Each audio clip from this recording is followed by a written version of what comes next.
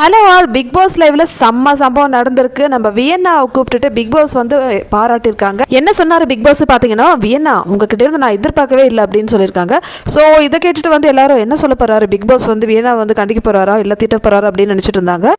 ஜெயிக்கிற குதிரை மேலே ஏறி டிராவல் பண்ணுறாங்க அப்படின்னு சொல்லிட்டு யார் அந்த 2 பேர் அப்படின்னு கேட்குறாங்க. திவாகரை வந்து நான் ஓடும் குதிரையாக பார்க்குறேன். எனக்கு வெளியே இருக்கிற சப்போர்ட் தெரியாது, ஆனால் இங்கே வச்சு தான் பார்க்குறேன். ஸோ திவாகர் கிட்ட வினோத் போடுற சண்டை இருக்கு இல்லையா.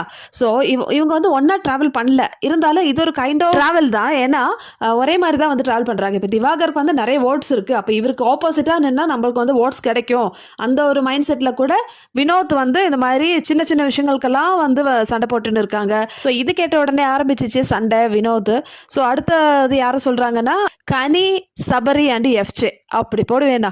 ஸோ இவங்க 3 பேர் என்னன்னா, இவங்க 3 பேரும் தான் ஓடுங்குதிரை. 3 பேருக்கு சப்போர்ட் பண்ணி தான் ஓடுறாங்க. இவங்களுக்குள்ள என்னதான் பிரச்சனை இருந்தாலும் அந்த வீட்டுக்குள்ள எதுவுமே தெரியாது. ஸோ அந்த அளவுக்கு வந்து சப்போர்ட் பண்ணி வெளியே தெரியாத மாதிரி இவங்களுடைய ஜேர்னி வந்து இங்க நடத்திட்டு இருக்காங்கன்னு சொல்லிட்டு செம்ம சூப்பரா வந்து வீணா சொல்லியிருக்காங்க. இதுக்கு நடுவில் தான் வந்து நம்ம பிக் பாஸ் வந்து வேணா நீங்க பிளாஸ்மா முன்னாடி வாங்க அப்படின்னு சொல்லிட்டு கூப்பிடுறாங்க.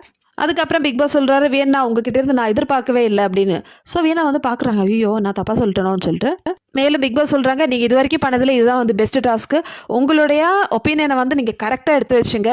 ஸோ எல்லாருக்கும் புரியிற மாதிரி தெளிவாக எடுத்து வச்சுங்க. சரியாக இருந்தது, கருத்துக்கள் சரியாக இருந்ததுன்னு சொல்லிட்டு பிக் பாஸே வந்து சொல்லிட்டாரு.